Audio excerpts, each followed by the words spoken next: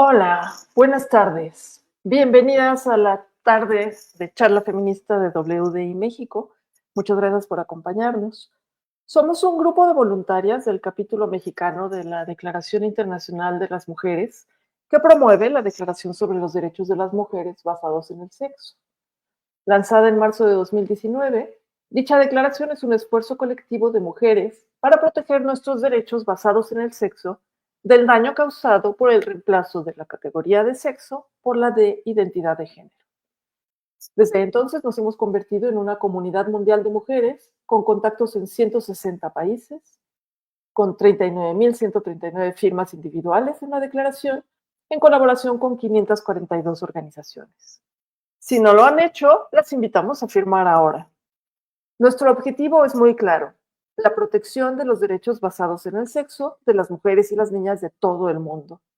Las invitamos a seguirnos en nuestras redes sociales. Nos encuentran en Facebook, Twitter, Instagram y YouTube. Hoy tenemos el gusto de que nos acompañe Silvia Gurrola. Ella nació en Valparaíso, Zacatecas, en 1966. Estudió pedagogía y una maestría en psicoterapia Gestalt. De 1992 a 1994, trabajó para el Centro de Investigación y Acción para la Mujer con refugiadas guatemaltecas en México, y fue entonces cuando la prevención de la violencia contra las mujeres y la atención a mujeres víctimas de violencia se convirtieron en su pasión y eje profesional. Ha trabajado en México, Europa del Este, África, Escandinavia, Centroamérica y el Caribe. Su estancia de 7 años en Mozambique la inspiró a escribir su primera novela pedagógica, La dignidad encarnada, publicada por Planeta en 2014. Esta obra habla de diversas tradiciones que constituyen violaciones a los derechos sexuales y reproductivos de las mujeres. El vínculo impensable, publicada por Textofile Ediciones en 2019, refleja la brutalidad de la trata y la violencia sexual en México y muestra cómo su protagonista utiliza la escritura introspectiva para sanar el trauma. Actualmente, Silvia trabaja como consultora internacional, ofrece conferencias y talleres y está a publicar su tercera novela, titulada Nacido ella, en la que aborda el trágico caso de Nathan Berhalst, del que nos hablará esta tarde. Le doy la bienvenida a Silvia Gurrola. Muchísimas gracias, Laura, por esta oportunidad tan importante para mí y que me brindas abriendo tus micrófonos. De verdad, lo aprecio muchísimo. No, al contrario, muchísimas gracias a ti por estar aquí y aceptar hablar de este caso y de tu libro en preparación. A ver, déjame decirte que yo, antes de conocerte, Silvia, solo recuerdo haber leído del caso de Nathan Berhalst en el libro de The Madness of Crowds de Douglas Murray, donde le dedica 2 paginitas. Y eso que antes de conocerte llevaba ya varios años estudiando todo lo relacionado con el transactivismo y sus peligros. De Nathan casi no se habla. Estoy segura de que varias de las mujeres que nos acompañan esta tarde nunca han oído hablar de ella. ¿Nos la puedes presentar? Claro que sí. Mira, ella fue una mujer que nace en San Nicolás, en Bélgica. Nace en un hogar donde ya existían 3 varones y sus padres, particularmente la madre, esperaba un 4º varón. Ella nace con ese sentimiento desde muy temprana edad, sabiendo que no es bienvenida por el hecho de ser niña. Ella en algún momento decide que quiere ser varón. Se empieza, y espero que en algún momento tengamos la posibilidad de ir compartiendo algunas fotitos que tengo para ustedes. Cuando tú nos digas, las ponemos. Sí. Ok, entonces déjame rapidísimo, nada más les comparto quién era y luego les voy ilustrando con las fotografías que preparé para ustedes. Entonces ella decide ya formalmente por ahí de los 40 años que va a hacer lo que le llaman una transición. En aquel momento se le llamaba operaciones o procedimientos para cambio de sexo. Era así como se les llama, ahora se les está llamando confirmación de género o de identidad de género. Entonces, ella se somete a los aproximadamente 40 años a una doble mastectomía y le extraen útero, ovarios, realmente la vacían de órganos internos. Y ese era en aquel entonces, uno de los requisitos indispensables en Bélgica para que pudiera obtener el certificado como varón, y decide llamarse Nathan. Eso es algo que con los años ya no sucede. Ahora con la mágica declaración de cualquier varón o de cualquier mujer que dice tener el sexo opuesto, es aceptado ya en muchísimos lugares.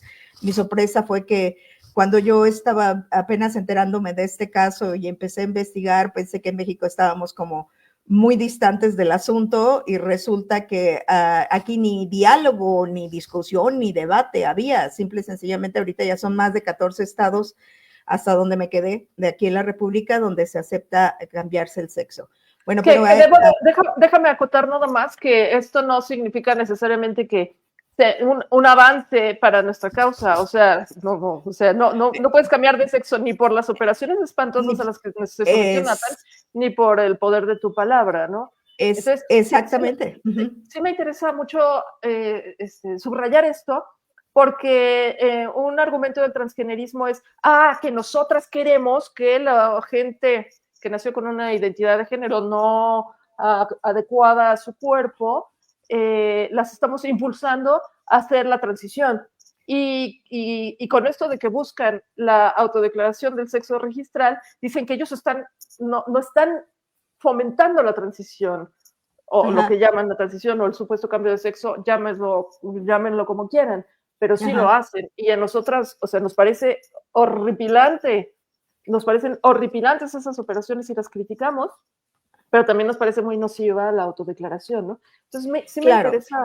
Pero curiosamente, sí, quienes están manejando este movimiento están interesadísimos en que los niños lo hagan desde muy tempranas edades. Ahí claro. es otro paquete que probablemente no vamos a poder en estas breves minutos que vamos a compartir, llegar a abordar todas las implicaciones que esto tiene.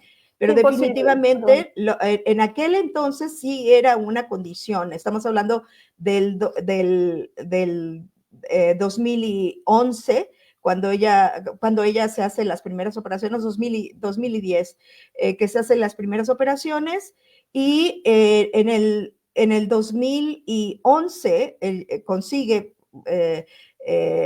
iniciar los trámites para que le den la identidad, y empieza, entre otras cosas, a consumir testosterona.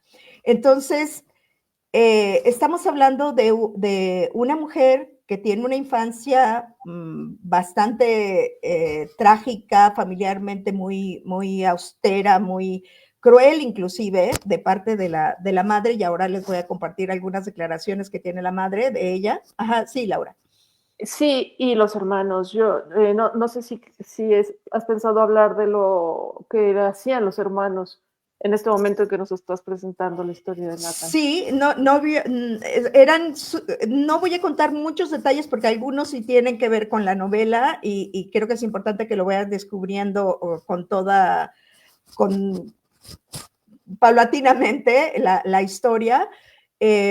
Aunque obviamente si penetran en este caso y buscan en internet, se van a encontrar bastante de esta información, pero el caso específico de los hermanos es algo que nunca pude encontrar hasta mucho tiempo después, y esto fue cuando empiezo a investigar ya con toda la claridad de que quiero escribir una novela sobre su caso.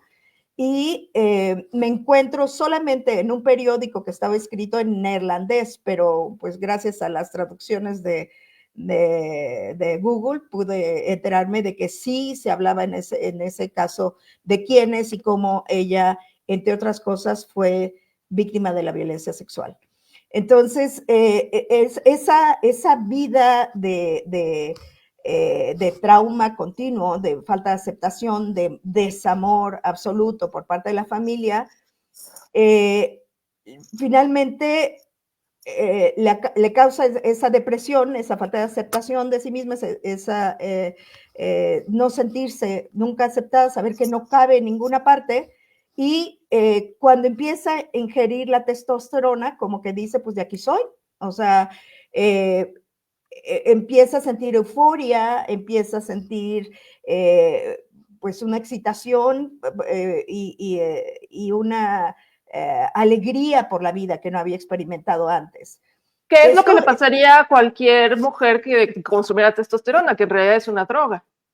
Exactamente, y que a los pocos meses, generalmente como por ahí de los 6 meses, cuando mucho a los 2 años, llegan a tener una depresión, o sea, se les viene el bajón, y entonces es cuando te puedes encontrar que efectivamente puede haber, sobre todo para aquellas que ya tenían alguna conducta depresiva, que pueda llevarlos al suicidio.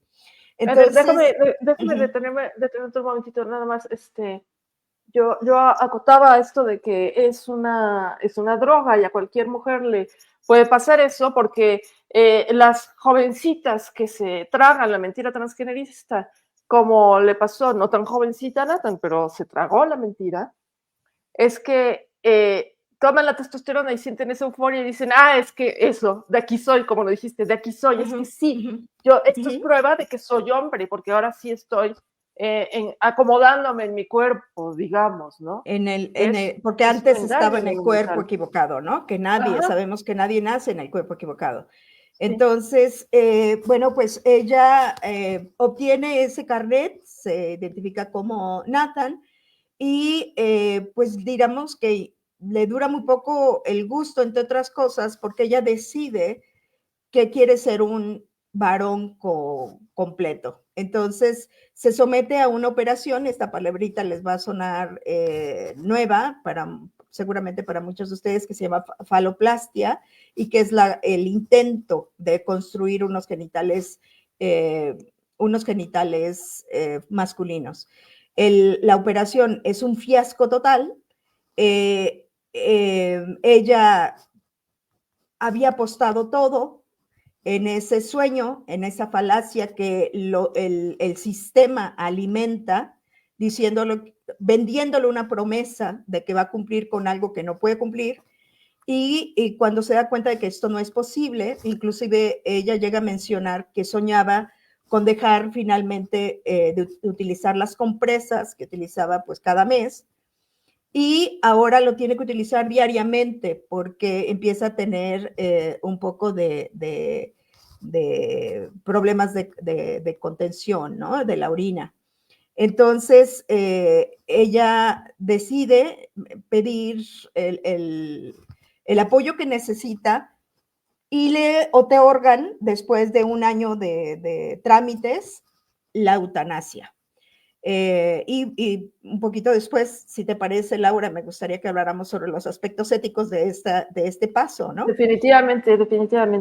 Entonces, en el Hospital Nacional de Bruselas le colocan le administran la inyección letal y aproximadamente en 2 minutos ella muere. Yo me entero, Laura, de este caso porque estaba en Zambia. Yo estaba haciendo una consultoría en Zambia. ¿Y por qué es importante esto? Porque Zambia es una excolonia británica. Entonces, pues no había mucho más que hacer que ver un poquito de televisión a veces por la tarde. Por cuestión de seguridad no salía. Probablemente no habría estado viendo la BBC en mi casa en México, pero en ese momento veo la noticia que revela la BBC, les voy a leer textualmente: no quería ser un monstruo. Esta fue la razón que llevó a Nathan Berghelst, un transexual de 44 años, nacida como Nancy, a solicitar que los médicos le quitaran la vida en Bélgica, por no haber podido cristalizar su deseo de cambiar de sexo, a pesar de haberse sometido a 2 operaciones de reconstrucción de sus genitales. Entonces, bueno, escucho esta noticia Y lo primero que me queda clarísimo, porque vengo trabajando con asuntos de violencia hacia las mujeres, eso es algo que además es un asunto muy personal para mí, y como que me quedo con la duda, pero ya era noche. El siguiente día empiezo a buscar en varios periódicos que se publicaron en diversas partes del mundo y no nada más en noticias. Encontré en varios lugares algunas noticias que hablaban específicamente del caso. Y entonces digo, es que por alguna razón debió o quiso ser varón, quiso ser mujer. O sea, ¿cuál fue la ganancia? ¿Cuál fue la ganancia secundaria de querer llegar a esta o someterse a tales y brutales procedimientos?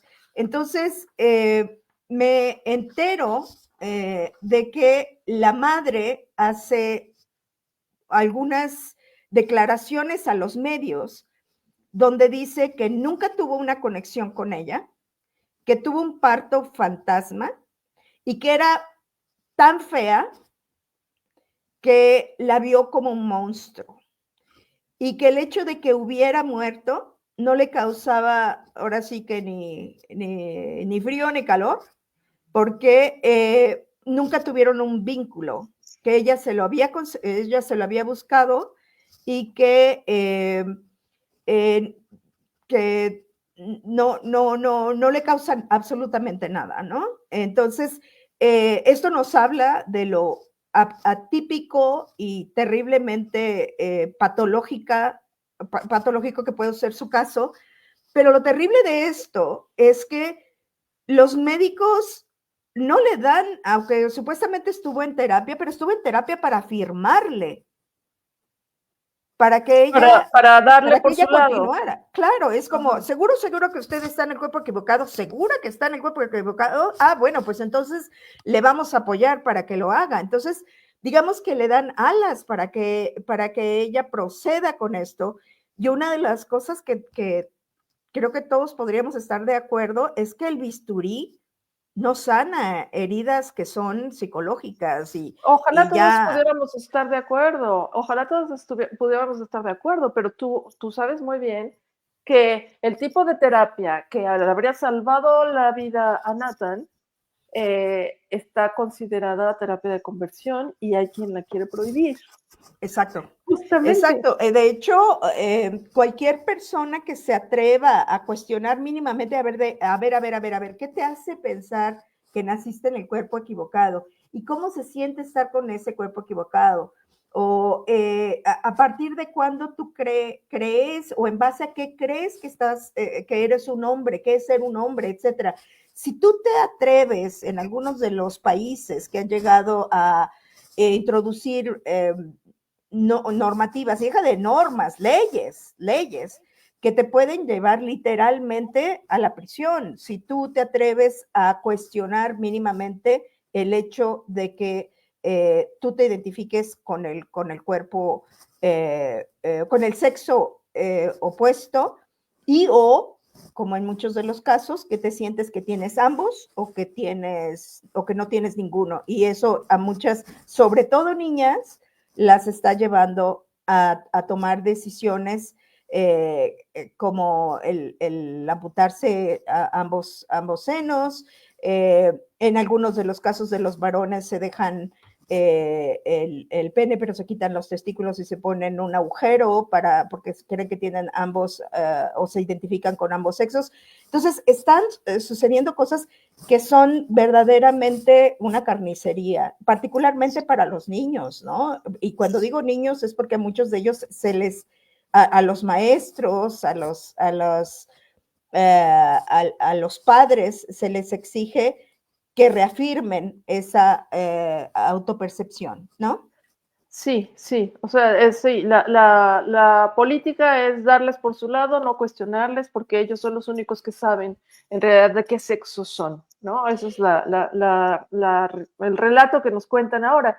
Y yo creo que en el transgenerismo nada es casual, y no es para nada casual que del caso de Nathan Berhalst casi no se hable, porque justo pone de cabeza la versión transgenerista oficial, que es que justamente para evitar el suicidio de niñas y niños que, en sus palabras, son trans, en nuestras palabras, creen ser del otro sexo porque se tragaron la mentira, ¿no? Porque se tragaron la idea de que si les gustan ciertas cosas que no corresponden a su sexo, entonces esa señal de que son del otro sexo. Bueno, para evitar que se suiciden en masa, hay que permitirles la transición, ¿no? Mientras más mejor. Esa es la narrativa. Entonces, de repente llega un caso como el de Nathan que te lo voltea y te lo pone todo patas arriba y te dice, no, lo que puede llevar al suicidio es precisamente lo que tú estás promoviendo, que es la transición. Sí, y está clarísimo que sí hay un aumento de suicidio en personas que se autoidentifican como transexuales, pero después de la transición. Y esto puede suceder entre los 5 y 7 años, cuando el pico viene altísimo. Entonces, lo que pasa es que convenientemente no se hace un rastreo de este tipo de casos y muchos de ellos no van a continuar en comunicación con sus médicos, Sí, claro. con los psicólogos, con las clínicas que los arrastraron en muchos de los casos a que tomaran ese tipo de decisiones. Y lo peor del caso es que tú firmas de que cuando te sometes a este tipo de operaciones, de que estuviste totalmente de acuerdo y que renuncias a cualquier posibilidad de denunciar o de llevarlos a juicio por las consecuencias que haya tenido este tipo de operaciones. Sí, porque me imagino que es especialmente difícil, porque no es como cuando tienes un caso claro de negligencia médica porque te iban a curar una cosa y no te la curaron. Es porque el médico hace lo que el paciente pide en el caso del transgenerismo. Entonces, si el paciente lo está pidiendo y eso que pidió y que en la mente del paciente era la cura de todos sus males, el fracaso es suyo, no del médico. El médico hizo lo que le pidieron, ¿no?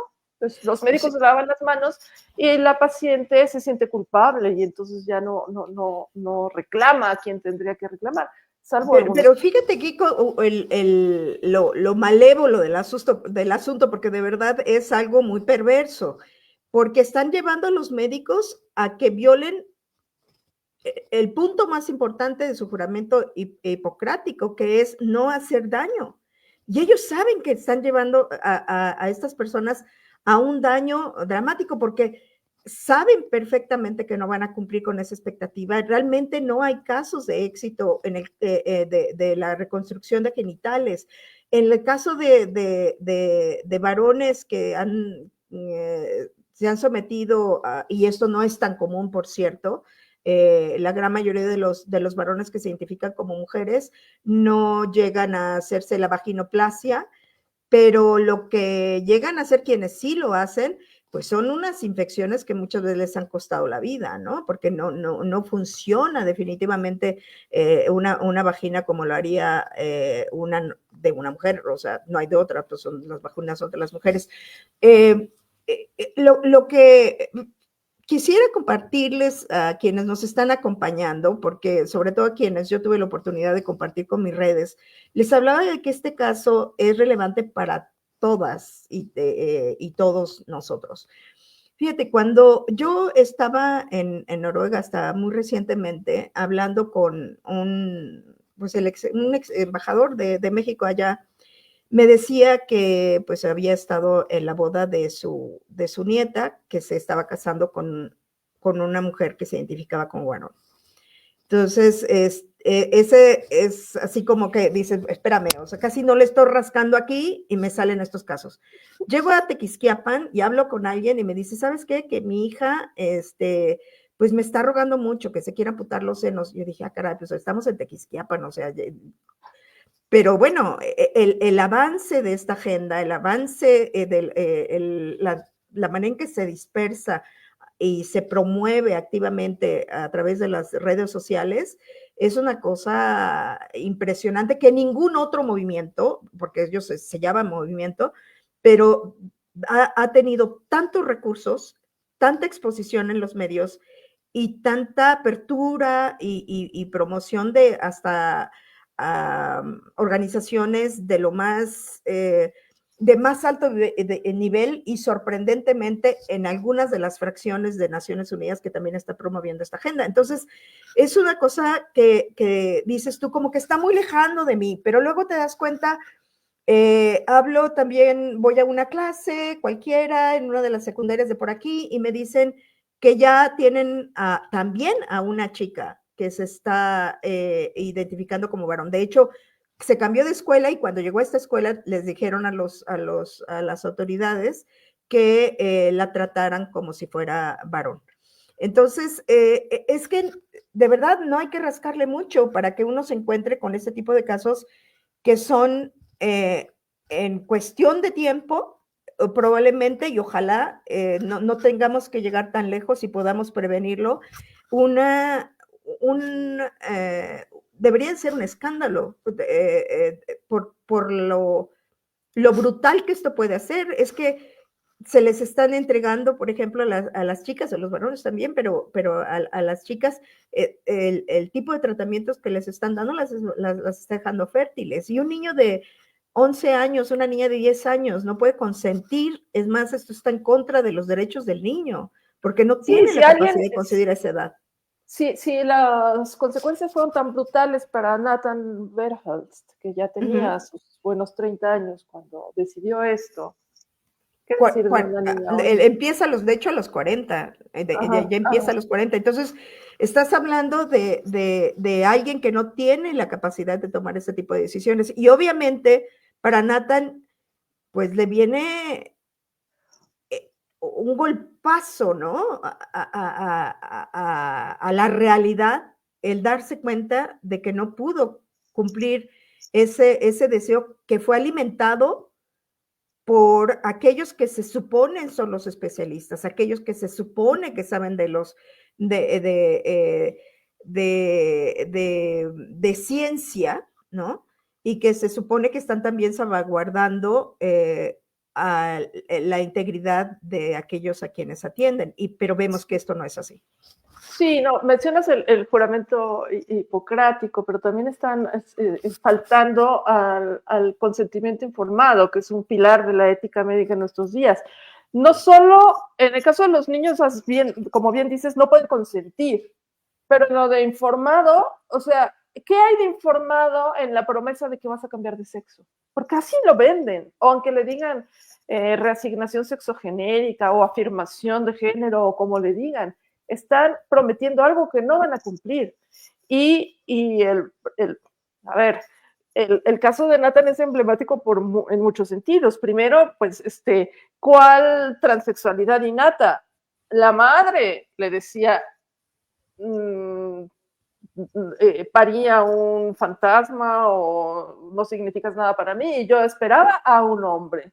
Entonces, claro que creció creyendo que ella como mujer no valía nada y que, pues, si quería tener algún valor, debía ser hombre. Entonces, yo creo que es clarísimo que el deseo nace ahí, pero como bien dices, había muchos privilegios que tenían los hermanos. De hecho, pues, tiro por viaje, la mandaban castigada, por ejemplo, para que durmiera en el garage, ¿no? Y pues tenía miedo, estaba sola, podían pasar días sin que pudiera regresar a casa. Ahí hay juegos del doctor con los hermanos, cosas así que a ella le hacen creer o piensa que efectivamente convirtiéndose en un varón va a poder tener esa aceptación, a tener acceso a esos privilegios, pero cuando hay una violación sexual y que esto sucede a lo largo de muchos años, ya viene una necesidad como de disociarse del cuerpo. Nathan no llega a esa conclusión de todo lo que pude investigar y porque además vi el documental que se realiza sobre su vida. El documental se llama Free as a Bird. Y esa es un documental de Rowan Nolet, y en ese documental claramente se nota que ella no puede llegar como que a comprender la dimensión de todo aquello que pasó. Y si me permites, yo creo que este es un buen momento en el que podríamos mostrar algunas fotos de Nathan. Le llamo Nathan porque realmente los nombres son completamente adversos y caprichosos. Los nombres que en México nos podrían sonar como femeninos, en otros países son masculinos y viceversa. Entonces, claro que tiene todo el derecho, además así se registró como Nathan. Y no tengo ningún problema en llamarle Nathan. Su nombre de pila era Nancy. Aquí la vemos pues ya poco antes, como un mes antes de que ella muriera, que ya estaba como que arreglando todas sus cosas, entre ellas dejándole dinero a los padres, sobre todo a la madre, dejando cartas, cerrando deudas, cualquiera que pudiera haber tenido, etcétera. La siguiente, Laura, por favor. Esta foto, déjame comentar algo. Podemos ver la anterior. Es muy curioso, porque evidentemente todo esto no es una foto que le tomó una amiga, es todo un montaje fotográfico para, pues, no sé qué es lo que en aquel momento de qué querían hacer propaganda, quizás del liberalismo del Estado belga que otorga la eutanasia a quienes así lo solicitan. Pero llama la atención, ¿no? La flor, una flor Sí, rosa en alguien que se supone. Dime.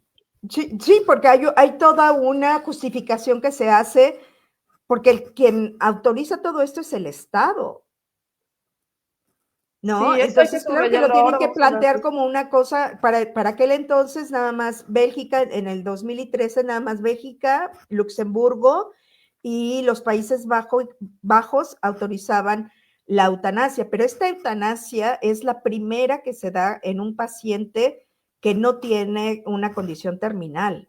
Una enfermedad terminal, sí, es escandaloso. Yo, como para explicarme por qué había leído tan poco sobre el caso de Nathan, hice una búsqueda en Google Books y sí se habla muchísimo de su caso en libros sobre eutanasia y suicidio asistido, pero no en los casos no en los libros sobre transgenerismo y por supuesto no sí, en los libros escritos por trans. Y de hecho yo me entero un poco más porque en aquel entonces también Canadá estaba empezando a estudiar cuáles eran las prácticas que llevaban, en este caso, esos tres únicos países que a nivel mundial la tenían legalizada. En México, en algunos estados esto ya se ha legalizado también. Lo que pasa es que Canadá ahora tiene unas leyes súper permisivas, exactamente, en el que inclusive están empezando a abogar para que niños de 13 años en adelante, si deciden quitarse la vida, lo puedan hacer. E inclusive se están abogando, todavía no han conseguido ese éxito, no han tenido ese éxito, pero querían que lo hicieran también sin el conocimiento de los padres, ¿no? Entonces, no, hombre, no. Entonces, sí, no ha llegado tan lejos, pero definitivamente ya ha habido muchísimos casos de personas que simplemente no pudieron pagar el medicamento y entonces piden, es más, las enfermeras pueden decirle, ok, ¿cómo ves si le damos una ayudadita, no? Vamos a hablar de eso, te propongo que nos detengamos en ese tema que me parece interesantísimo un poquito más adelante, porque yo te interrumpí, estabas mostrando las fotos. Ajá. Y también quiero que después de esto, que tengo otra pregunta para ti, antes de llegar a la ética del suicidio asistido, si te parece bien. Sí, claro. Querida Fer, ¿podrás mostrar la siguiente foto? Claro que sí.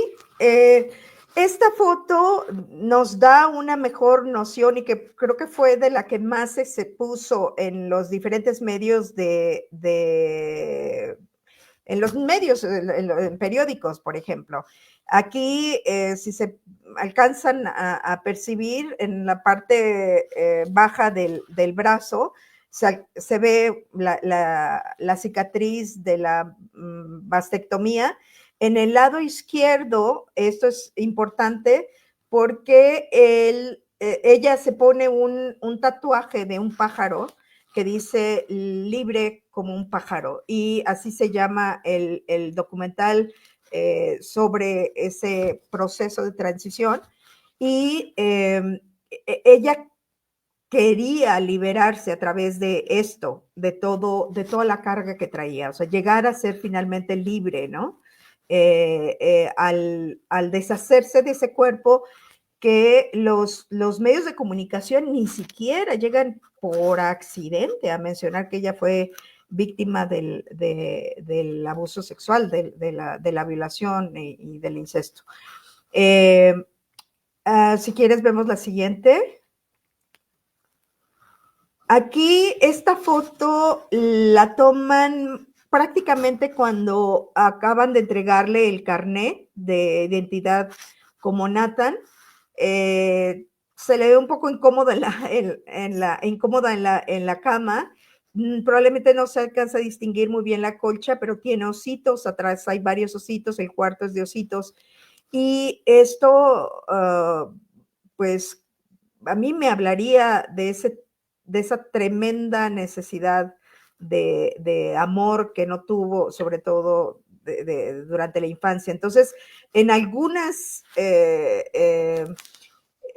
declaraciones o en el mismo documental, a mí me da la impresión de que era sumamente ingenua, ¿no? Sumamente ingenua, y eso pues se ayuda y además se capitaliza por parte de la industria que promueve estas operaciones que tienen unas ganancias multimillonarias, ¿no? Que en los últimos años pudieron de ir, por ejemplo, de 8 mil millones de dólares a 140 mil millones de dólares. En 5 años han crecido ridículas cantidades de ganancias con este tipo de operaciones y de drogas y medicamentos que se utilizan en todo el consorcio del transgenerismo, porque se ha convertido en un negocio. Si quieres, vemos la siguiente. Aquí es la foto más de ella, más pequeña, que pude encontrar entre la investigación que hice, y tiene aproximadamente 12 años. Y la que sigue es, si me permites, la siguiente, era cuando ya más claramente empieza a tratar de aparentar de ser estereotípicamente un chico, ¿no? Con la motocicleta, el cabello súper cortito, la chamarrota, etcétera, etcétera. Entonces, tratando de aparentar ser un chico. Esas son las pocas fotos que quise compartir con ustedes, pero para que tuvieran una noción de su fisionomía y de cómo me parece, digo, no tenía definitivamente ninguna malformación ni que lo hubiera tenido. O sea, sí había un rollo que definitivamente no aparece por ningún lado, que no sabemos de dónde pudo venir tanta hostilidad de parte de la madre hacia ella. Sí, no, eso no lo podemos saber, pero hay cosas que sí podemos saber muy claramente, que es, de entrada, que es una evidente víctima del transgenerismo, de las ideas transgeneristas, de lo que Janice Raymond llamaba el imperio transexual, que es todo esta maquinaria médica para llevar a la gente que, por la razón que sea, no representa los roles sexistas que se esperarían, a querer transicionar o a creerse del otro sexo, ¿no? O sea, como tú dices, hay todo un negocio alrededor de ese deseo y de esa falsa promesa. Y capitalizando inclusive en cosas que son muy normales, como la adolescencia. O sea, todo el mundo en la adolescencia no sabemos muchas cosas, estamos confundidos, somos fácilmente influenciables. Evidentemente nuestro cerebro no ha terminado de desarrollarse, toda la parte del desarrollo cerebral en la parte frontal, que es el lóbulo que más se encarga del juicio, de saber identificar riesgos, el juicio en general, el raciocinio, pues eso es algo que no se desarrolla completamente. Entonces, generalmente por ahí de los 24, 25 y a veces hasta los 26 años llegó a su etapa madura. Entonces, ¿cómo puedes influenciar a alguien para que se convierta en un verdadero devoto de este movimiento? Pues bueno, entre adolescentes, ¿no? Que están confundidos, que Son los más vulnerables y los que más exactamente, fácilmente caen, pero también exactamente. uno que otro adulto se lo traga completito, eso es lo más admirable. Es que, Sí, sí. exactamente, exactamente. Oye, Silvia, y bueno, una cosa es haber visto un documental cuando estabas en Zambia, interesarte en un caso y decir quiero saber más y googlear tantito, eh, pero otra cosa es decidir escribir toda una novela alrededor de un caso así. Cuéntanos este proceso, ¿cómo fue? Pues creo que lo había mencionado un poquito antes. Para mí el asunto de la violencia hacia las mujeres es Sí, no, sí, es sí, algo muy personal, sí, pero es algo muy personal y el hecho de que yo también soy sobreviviente de la violencia sexual, como que me hace tener como un poquito el tercer ojo para identificar este tipo de casos. Entonces, antes de que yo encontrara este dato, porque fue el más difícil de encontrar y que confirmó mi sospecha, era que yo suponía que también Nathan había sido víctima de la violencia. Entonces, ese fue un primer momento, pero sí, ese es el momento de interesarte en el caso, pero luego de decir una pero luego novela. decidir la novela como tal, porque definitivamente me parece que es una de las cosas más gigantescas en proporción como, como amenaza hacia las mujeres y hacia el feminismo, ¿no? Porque muchas supuestamente llamadas feministas o aliados del feminismo, han permitido que el transgenerismo, se meta como el caballo de Troya al movimiento, al grado de que pueden aceptar que cualquier varón que se dice mujer lo sea solo por el hecho de serlo. En otras palabras, soy mujer por mis cojones, ¿no? Pero claro, hay algo más. ¿Tú crees en la novela como un medio para crear conciencia, para, para ¿qué es lo que te lleva a pensar que esto Sí, puede ayudar a una causa? sí, bueno, las dos novelas previas que tengo publicadas hablan sobre temas, digamos, dramáticos, y muchos de ellos que tienen que ver con el feminismo radical, entendido no como feministas que van lanzando bombas molotov y pintando paredes, sino como el origen, ¿no? El origen del feminismo, que tiene que ver con los derechos verdaderamente de las mujeres. Y en este caso, pues los derechos biológicos de las mujeres, del sexo biológico de las mujeres. Entonces, he encontrado en la novela pedagógica una herramienta. Bueno, soy pedagoga, eso ya lo leíste, soy pedagoga y soy psicoterapeuta. Entonces, hacer de la literatura como un elemento lúdico y transmitir temas que son sumamente áridos, me ha ayudado pues abrir un poco de conciencia.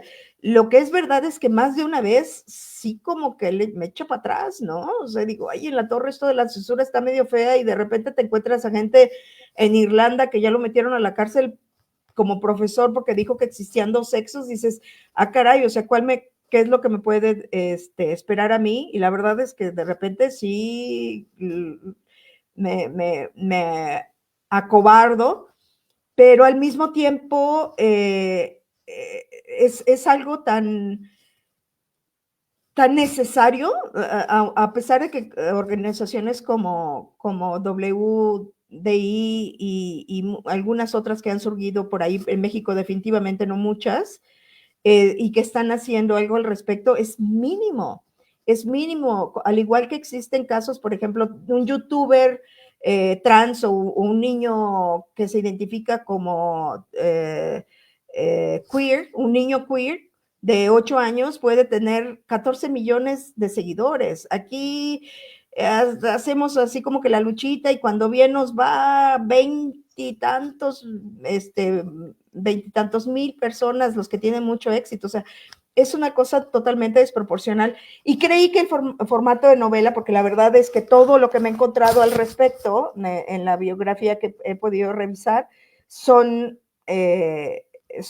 ensayos, ¿no? Obviamente súper bien documentados, etcétera, pero creo que, y tú tienes, por cierto, un libro maravilloso que también me ayudó bastante en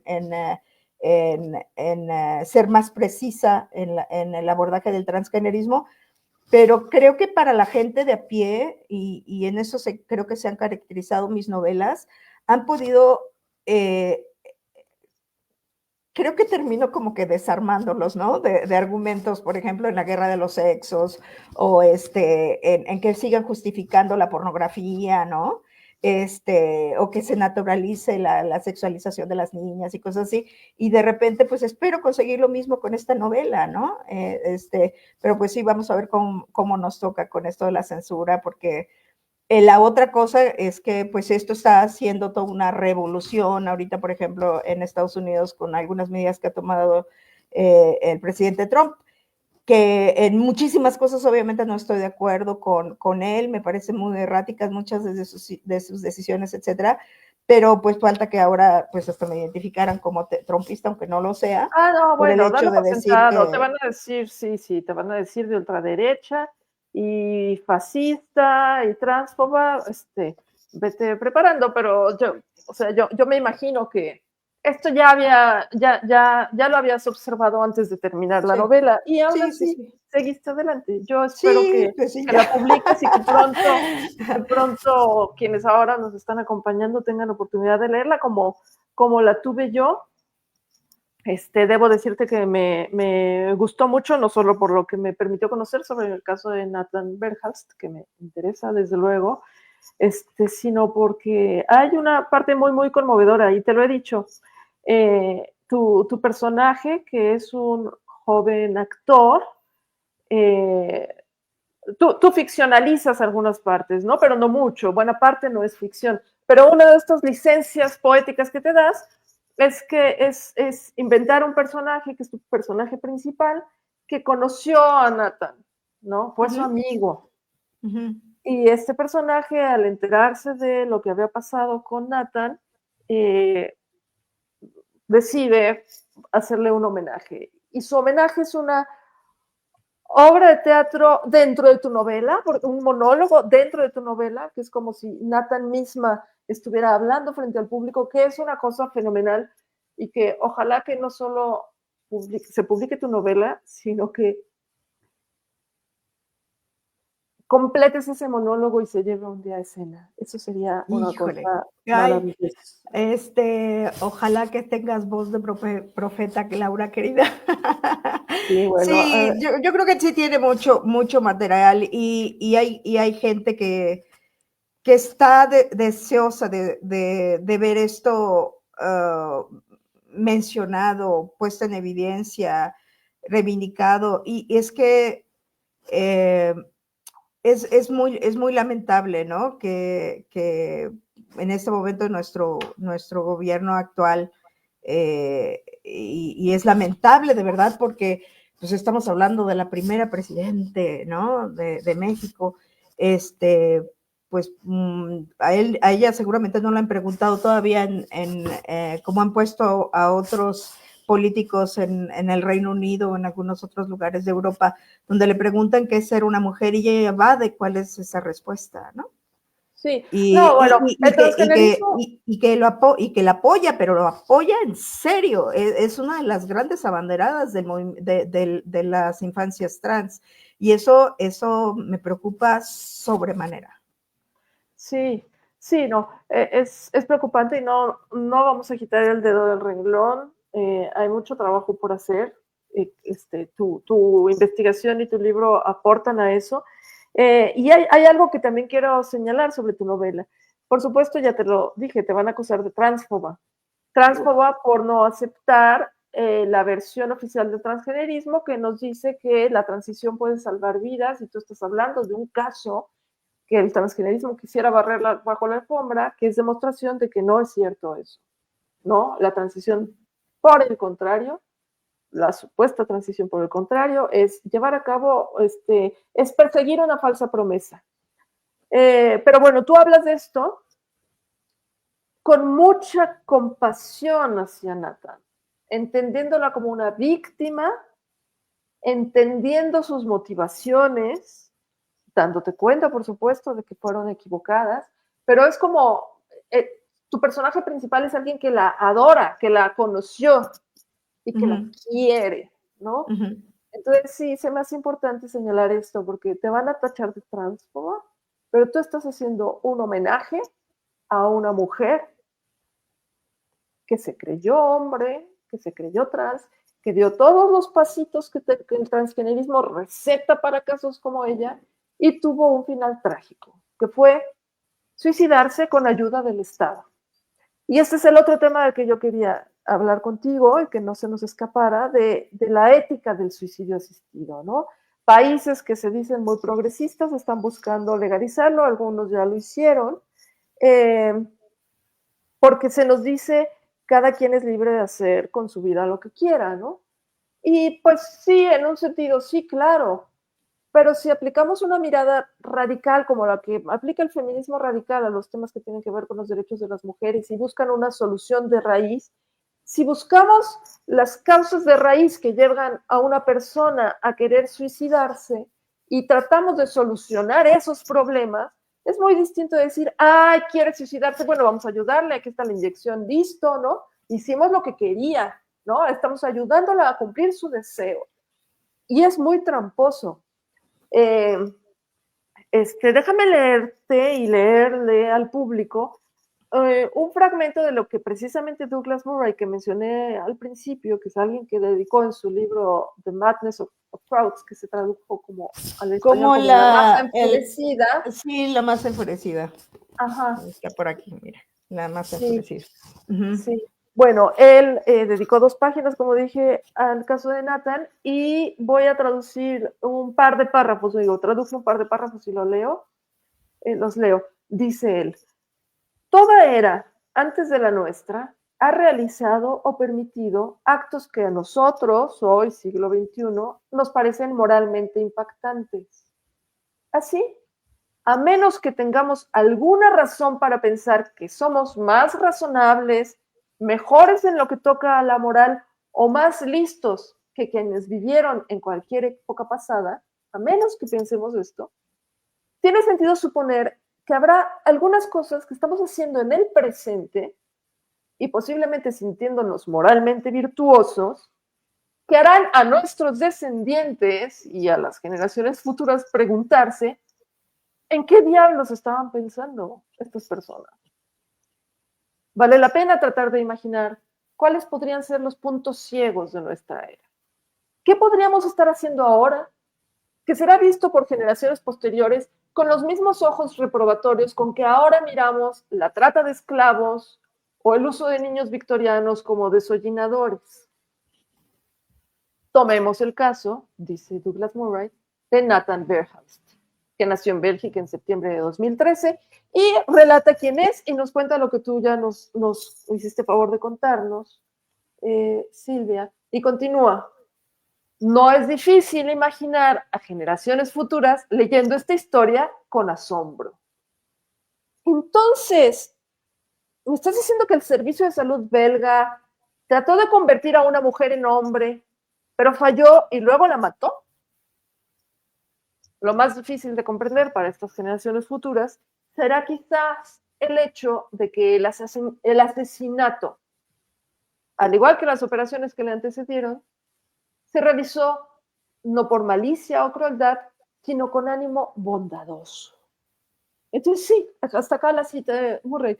Entonces sí, tenemos aquí a un Estado que se alza el cuello diciendo vamos a reconocer a las infancias trans porque tienen derecho a existir y a ser reconocidos y a tener un acta de nacimiento.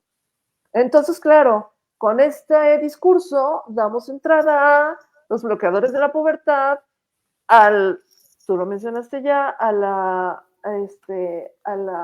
hormonización cruzada de a la hormonación. hormonación cruzada, pero sí, a convertirlos en personas infértiles, ¿no? Claro. A esterilizarlos, a venderles es chistoso, estaba pensando, ¿sabes que la gente que está en contra del suicidio le llaman la puerta falsa? Bueno, yo me burlaba de estas expresiones, pero, o sea, sí. Todos ellos están llenos de eufemismos, ¿no? Sí, sí, pero bueno, la puerta falsa, pero ¿sabes cuál puerta sí es bien falsa? Es esta que tomó Nathan, no, mucho antes de optar por el suicidio. La puerta del transgenerismo. Es que esto te lo va a solucionar, es que tú en el fondo eres hombre, o tus problemas se van a resolver cuando tomes la testosterona y cuando continúes, cuando te hagas la faloplastia y cuando seas un hombre de verdad. Es una mentirota, una mentirota. Y todas las voces disidentes se callan, las voces de los transicionadores se callan, y hablando de eufemismos, y hablando de eufemismos, a los padres, y curiosamente quienes más caen en este juego son las madres, y te dicen que apoyen a los hijos por amor. O sea, yo por amor le voy a amputar el pene a mi hijo, por amor voy a esterilizar a mi hija. Bueno, los hombres también obviamente quedan estériles, pero y le voy a quitar órganos sanos, porque tiene una idea, porque principalmente no cabe dentro del estereotipo, ¿no? De cómo se supone que tiene que ser una mujer y cómo se supone que tiene que ser un hombre. Y esa enorme falacia que lo están haciendo por amor.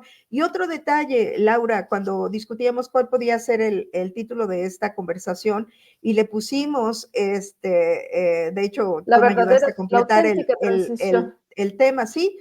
Porque yo hablaba algo así como que llevar la transición al extremo, pero en realidad es que no hay transición alguna. Y esta transición pues en realidad es de la viva al muerto, ¿no? Es de una persona viva a muerta, de alguien que tiene órganos perfectamente sanos a que ya no los tenga. Y eso es irreversible, ¿no? Eso no nos lo dicen, no nos dicen que son irreversibles todos estos cambios, o la gran mayoría de estos cambios que se están aplicando, sobre todo en menores, con un esfuerzo particularmente invertido en ellos, porque los haces dependientes de por vida. Es un negociazo de aproximadamente $75,000 por persona, y muchas veces digo, si van a las cirugías, algo todavía mayor. Y luego, por si fuera poco y la gente no tiene la posibilidad de pagarlo, pues entonces, ¿qué les parece si los contribuyentes, que le dan dinero al Estado, pues entonces el Estado toma dinero de ese dinero pagado en impuestos, para que se financien este tipo de tratamientos, y quien sale ganando es la industria, que se ha convertido en un complejo que en algunas proyecciones de economistas puede casi alcanzar las dimensiones del complejo militar industrial. O sea, es insano esto, es muchísimo. No descartemos que este interés en legalizar el suicidio asistido y en hacerlo tan fácil tenga también una motivación económica, que es deshacerse de gente a la que consideran que ya solo está estorbando, ¿no? Y déjame, para volver con este tema, que es como el otro gran tema del que ilustra el triste caso de Nathan Berhast, el del suicidio asistido. No es lo mismo ofrecer suicidio asistido a una persona con una enfermedad terminal y que ya no, y que vive con dolor, digamos, y no hay manera de apaciguar ese dolor. No es lo mismo un caso así como el de alguien como Nathan, que lo que tiene es quizás un sufrimiento, un sufrimiento emocional, pero no una enfermedad terminal. Entonces eso es lo novedoso de su caso y eso es con lo que seguramente por eso al principio sí se habló del caso en los periódicos y por eso se hicieron estas fotos, algunas de las cuales nos mostraste, ¿no? Porque era como, ay, miren lo que hicimos, ¿no? Estamos dándole a esta paciente o a este paciente lo que quería, que era suicidarse, se lo estamos facilitando, ¿no? En lugar de, como decíamos, en lugar de buscar una solución. Entonces es muy distinto el caso de una paciente deprimida porque porque le engañó el complejo tecnomédico que ahora le está dando otra disque solución, que el caso de una persona que realmente ya no tiene, o sea, que está desahuciada y solo y quiere adelantar un poco su muerte para no sufrir tanto dolor, ¿no? O sea, estoy segura de que hay casos que serían justificables, pero el caso de Nathan es del todo injustificable y coincido con Douglas Murray, me imagino que tú también, Silvia, en que, en unos años la gente va a decir, de verdad, ¿en qué estaban pensando cuando creyeron que esto era una cosa por el bien? Y regresando al asunto de ético, el médico que autoriza la muerte de Nathan era uno de los pocos que había hecho o que estaba haciendo este tipo de casos. Lo había hecho también con una mujer que no había podido lidiar o le pareció que no podía lidiar con el trauma de que su mismo psiquiatra la había violado. Entonces, así como, ¿sabe qué? Pues le damos matarile porque resulta que usted está sufriendo mucho porque su mismo psiquiatra la decepcionó y por haberla violado. Entonces, digo, casos así que dices, bueno, parece de la nota roja, ¿no? Pero digo, este tipo de casos están llenos de esas situaciones que parecerían totalmente atípicas, pero no lo son, o sea, son muchos los que están sucediendo así, con peculiaridades más o menos escandalosas, pero son el caso. Y de hecho, Nathan, cuando recurre a este recurso lo que le llaman como eufemismo, la muerte asistida, pero es muchísimo más certero los términos que tú utilizas, es el suicidio, ¿no? Es un suicidio que alguien realiza por ellos. Pues resulta que él va a una clínica que se llama, en neerlandés, se llama UL-Team, que es una palabra que en neerlandés quiere decir ultimar. O sea que hasta se daban el lujo, ¿no? De jugar con las palabritas, porque era una de las pocas clínicas que estaba realizando este tipo de trabajos donde nadie más quería realizar una eutanasia. Y el hecho de que en este caso también hay algo muy, muy, muy peculiar, que es quien lo autoriza era el médico que supervisaba todas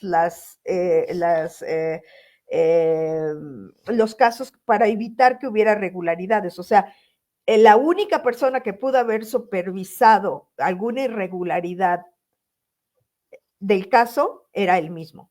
Entonces había un conflicto de interés tremendo, ¿no? Y esto probablemente no resalta suficientemente en la novela, pero está dicho, había un conflicto de interés con este médico. Entonces, aquí nuevamente te muestra que hay serios problemas éticos en todo lo que representa la intervención clínica, quirúrgica que se hace, farmacéutica que se hace de este tipo de casos. Y para quienes no estén muy familiarizados con esto, hay un informe impresionante que habla de las irregularidades y demuestra cómo no hay una mejoría con este tipo de intervenciones en quienes se someten a ellas, que se llama el CAS Report, que es CASS, por si le quieren buscar por ahí y se quieren enterar un poquito más.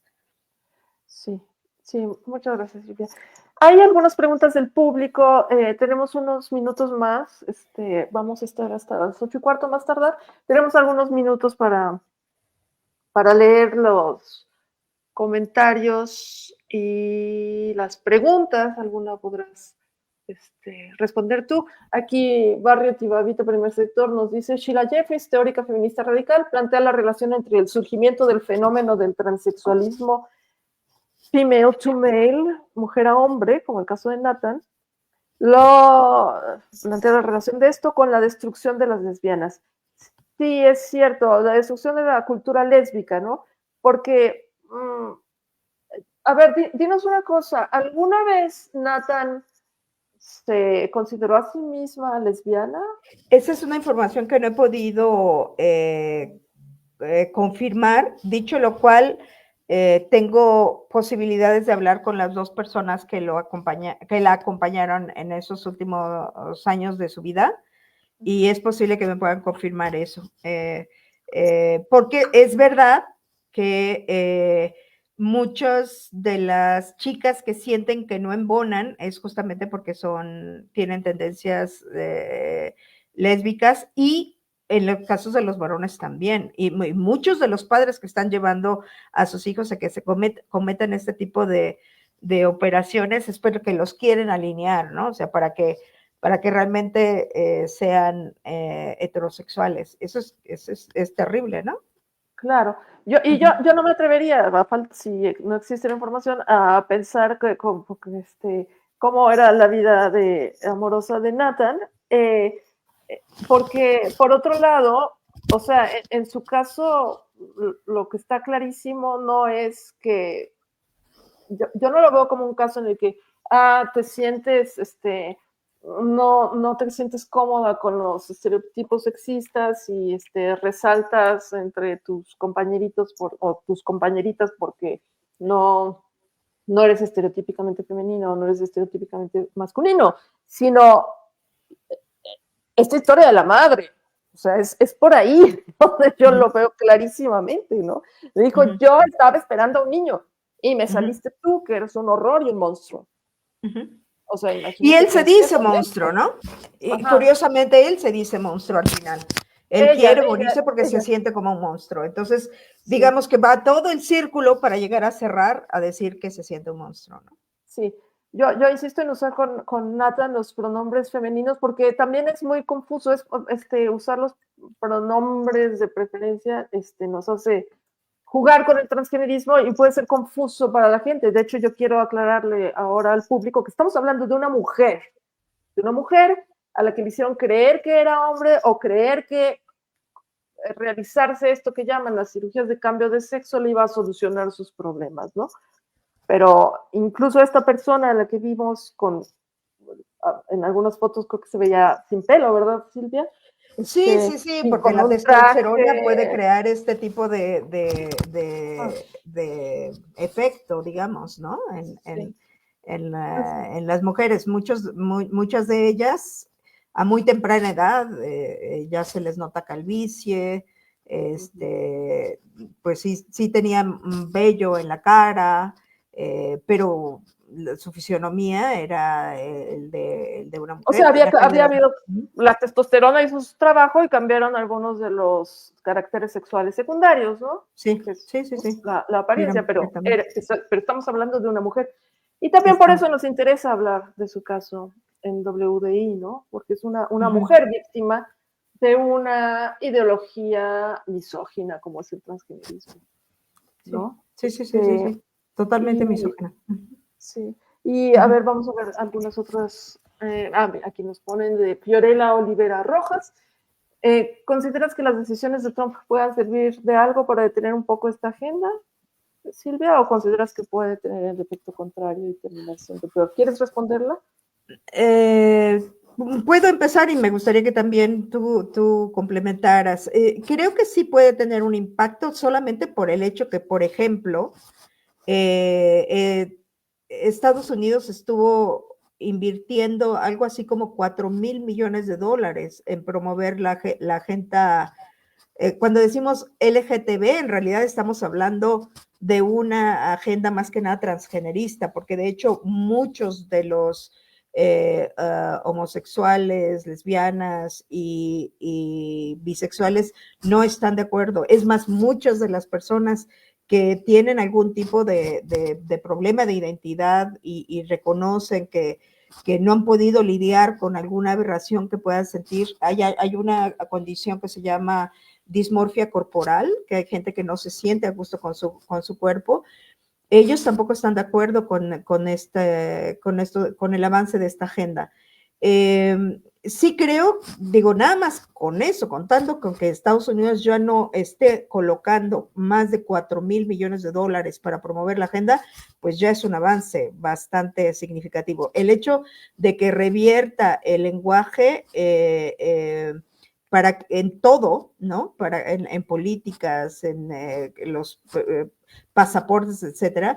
Lo que pasa es que esto vino a crear, y es algo que también dice Douglas Murray, esto vino a crear un problema donde no lo había, porque efectivamente ahora nos vamos a encontrar a mujeres que están bigotonas y barbonas, ¿no? En los baños de mujeres, porque les va a tocar ir a las mujeres y las mujeres vamos a sentir que efectivamente está dentro de un baño de mujeres, un varón y no lo es. O sea, ahora que mencionas, digo, por supuesto que crea problemas que no existían, pero que dices, bueno, si me permites, quiero aprovechar la oportunidad para decir lo que yo pienso sobre los baños, ¿no?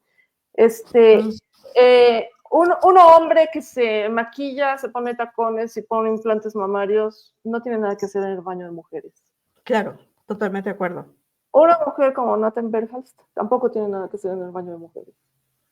Porque está, y te voy a decir la razón, podría parecer contradictorio, ¿no? ¿Por qué? No, doble rasero. Porque un hombre que se maquilla, te pone implantes mamarios, etcétera, etcétera, bueno, de entrada sabemos, son hombres que quieren negarles a las mujeres su capacidad de poner límites y quieren invadir el espacio de mujeres. Por eso quieren entrar al baño. Y nunca dejan de ser hombres y ponen en riesgo a las mujeres. La mujer que toma testosterona y se queda calva o le sale barba o lo que sea, tampoco, no porque no sea mujer, sí que lo es, sino porque con su apariencia y con una apariencia que en el caso de las mujeres es más exitoso, digamos, el intento de parecer del otro sexo. Claro que las manos se les quedan del tamaño de una mano de mujer y su estatura no cambia, y si ves a una de ellas fotografiada junto a un hombre, pues es clarísimo que no, o sea, no, algo no cuadra, ¿no? Sin embargo, sí, a primera vista sí pueden parecer más hombres y están con su presencia en los baños de mujeres invitando a hombres a entrar. Entonces yo creo que si una mujer ha decidido eso, pues que vaya al baño de los hombres y se meta a un cubículo. Muy diferente es en el caso de las cárceles, porque ahí sí está muy expuesta. Ahí sí está muy expuesta a ella, rodeada de hombres. Y de hecho hay algún caso de una mujer que se decía hombre, que la detuvieron en Argentina, la detuvieron y dijo, por favor no me manden a la cárcel de hombres. Y le dijeron, no, pues tú quieres ser hombre y para allá vas. No, es muy distinto. En ese caso sí creo que hay que protegerla a ella, y ya, que conviva con las presas en una cárcel de mujeres, porque ahí no hay hombres a los que esté invitando a entrar con su presencia, a diferencia de los baños, ¿no? Entonces esto es lo que yo pienso. Pero sí, tienes toda la razón en que el transgenerismo crea montones de problemas que antes no existían. Y bueno, creo que con lo de que dijiste de los $4,000 millones que ya no van a estar cayendo a las arcas de asociaciones transgeneristas en el mundo entero, pues sí, por supuesto que el transgenerismo va a perder mucha fuerza. No quiere decir que se vaya a ir mañana por decreto. Aquí esas órdenes ejecutivas están teniendo vigor en Estados Unidos, no aquí. De hecho, yo creo que al principio va a ser más fuerte esta cantaleta de que somos de derecha, ultraderecha, trumpistas, pues va a ser más fuerte porque ahora coincidimos con Trump en sus medidas. Yo les respondería lo que ya varias mujeres han hecho, y entre ellas nuestras compañeras de WDI Colombia, que es decir, a ver, gente de izquierda, ¿por qué permitieron que llegáramos a este punto en el que ahora la ultraderecha va a meter sensatez? Ustedes dejaron que las cosas llegaran a ese punto.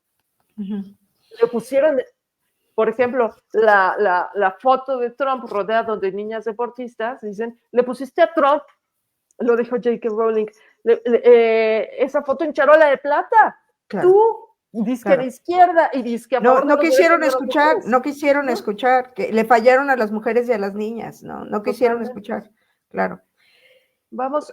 No sé si hay alguna pregunta adicional. Más? A ver, déjame escoger alguna. A ver, gobierno facilitando lo que va, perdón, lo que va a destrozar la vida de miles de mujeres y después facilitando que terminen con su vida porque es irreversible el daño causado.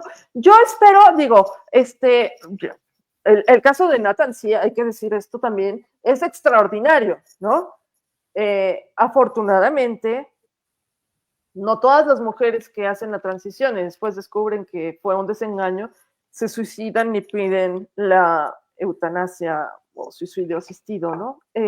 Afortunadamente no, pero sí existen las destransicionadoras que con un buen acompañamiento pueden rehacer su vida y reconocerse como mujeres, reconciliarse con el hecho de que son mujeres, etcétera, etcétera, ¿no? Entonces, no, eso no va a pasarles a muchas. No quiere decir que no esté causando daño, no quiere decir que las destransicionadoras no tengan problemas de salud, no quiere decir que no tengan problemas psicológicos que ahora se suman a los que ya tenían antes, no quiere decir que no sea difícil para ellas, pero afortunadamente no, o sea, ese daño causado y en efecto irreversible, en la mayoría de los casos, no va a llevar a que terminen con su vida. Por supuesto que una mujer que se creyó hombre y que se tragó las mentiras transgeneristas por un tiempo y que dio varios pasos en ese sentido y que llegó a hacer lo que llaman la transición, por supuesto que puede recuperar su vida, ¿no? Eso me parece bien importante. Y hay muchas de ellas que han encontrado en el activismo en contra de esta ideología un motivo que reivindica su existencia también, y han hecho un trabajo maravilloso, ¿no?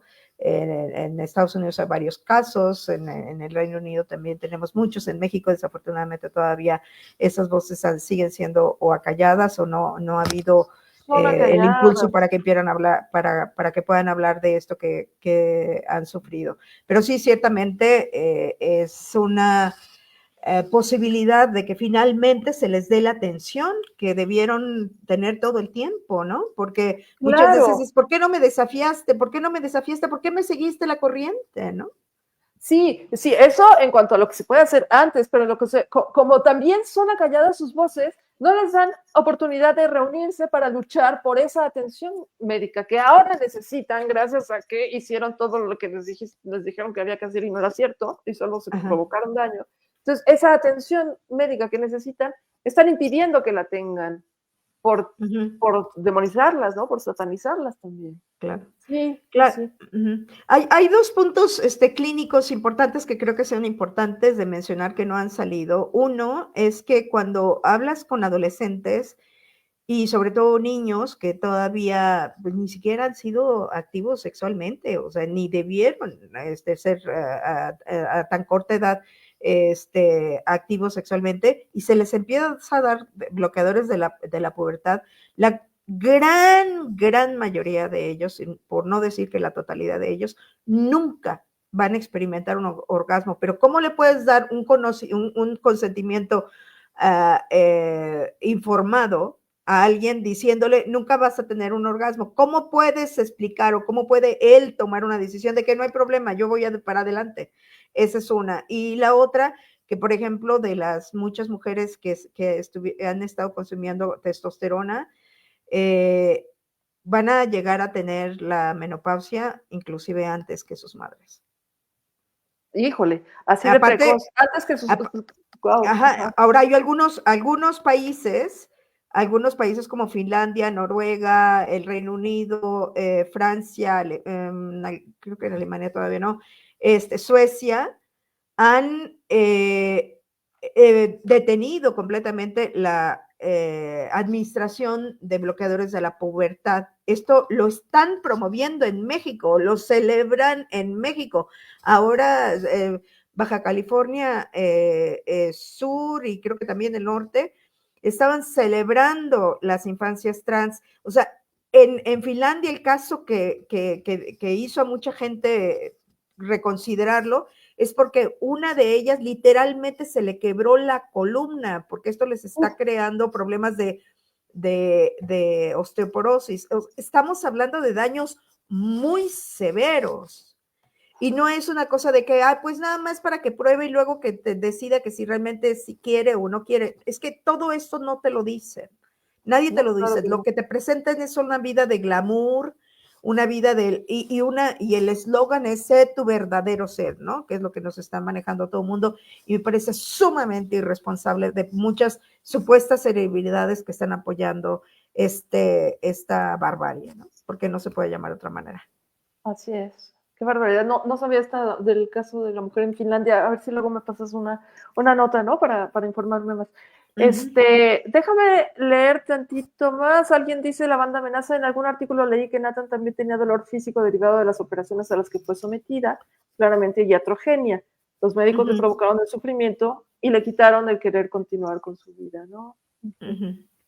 Sí, sí, ella estuvo sufriendo un poco por la contingencia, pero en el documental, de hecho, ella muestra el coñato de pene que le construyeron.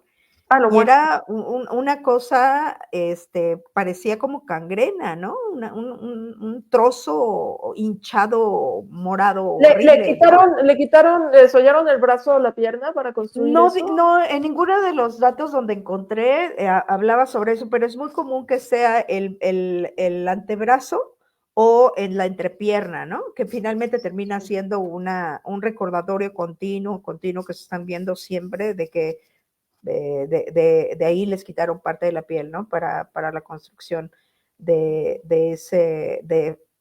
faxil, ¿no? De pene, porque realmente nunca llegará a ser uno y aunque llegara a ser uno, de todos modos estamos hablando de muchas otras consecuencias que ninguna persona debería experimentar. Sí, no, y ahora que mencionas la faloplastia, lo quiero unir al comentario de que Sheila Jeffries hablaba de la destrucción de la cultura de las lesbianas.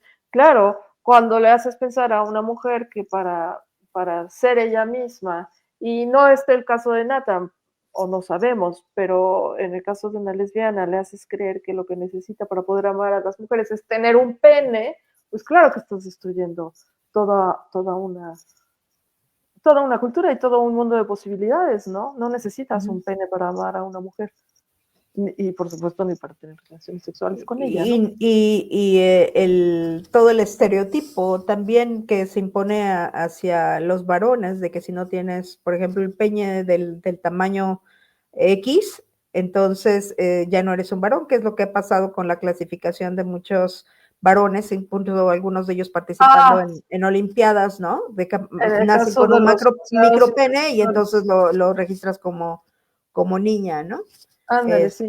Cuando son muchas otras cosas, o sea, es un conjunto de cosas que nos hacen ser o pertenecer a la categoría de mujeres o de hombres.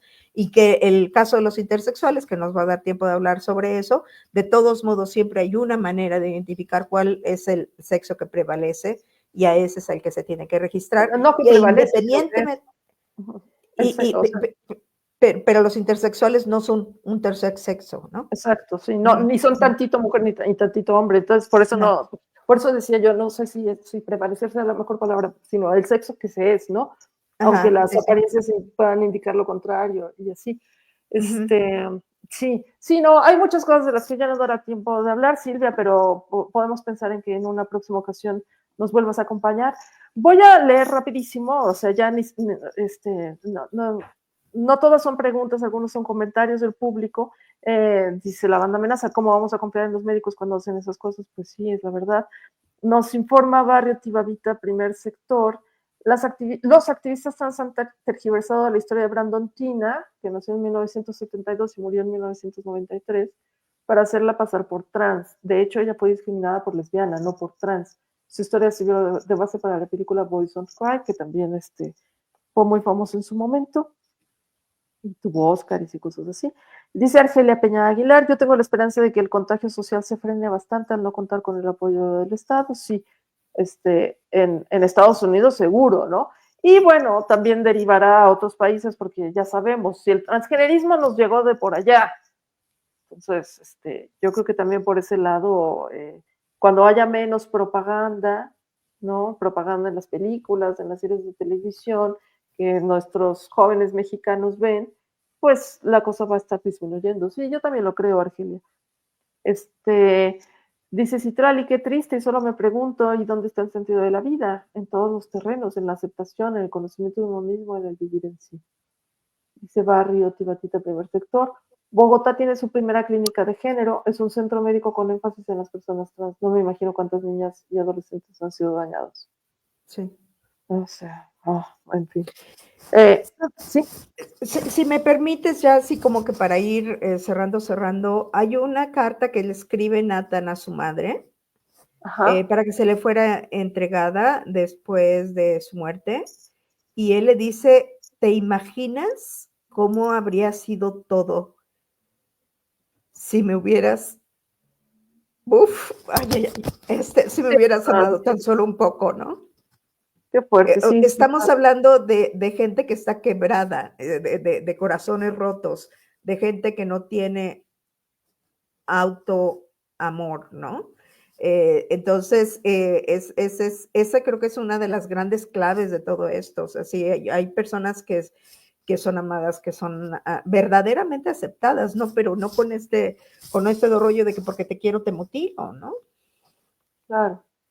Sí, pues tienes razón en que es una buena manera de cerrar, reflexionar en que es el amor justamente lo que habría salvado a Nathan. Y de nuevo agradecerte tu compañía, tu haber aceptado esta charla, Silvia. Gracias también por tu investigación. Mucha suerte con la publicación del libro. Por favor, cuando sea un hecho, te invitaremos a hablar del libro, no solo de Nathan, sino más del libro ya publicado y otras cosas que podemos abordar, quizá con más tiempo. Y pues nada, gracias a quienes nos acompañaron ahora. Les reitero la invitación a firmar la declaración, leer y firmar la declaración sobre los derechos de las mujeres basados en el sexo. Y si quisieran seguirte en redes, quienes ahora nos acompañan, Silvia, ¿a dónde? Me puedo encontrar como Silvia Gurrola, todo junto.com en mi página personal. Y me van a encontrar también, certeza, en Facebook. No estoy utilizando todavía mucho Instagram. LinkedIn también, igual, Silvia Gurrola, LinkedIn. Ajá. En tu página web anunciarás el libro cuando se publique, supongo, ¿no? Claro que sí, en redes y sí, esperemos que haya alguna editorial valiente que lo quiera publicar. Yo confío en que sí. Okay. Bueno, pues estaremos atentas. Gracias a todas y nos vemos el próximo jueves de Charla Feminista. Gracias por acompañarnos. Hasta luego.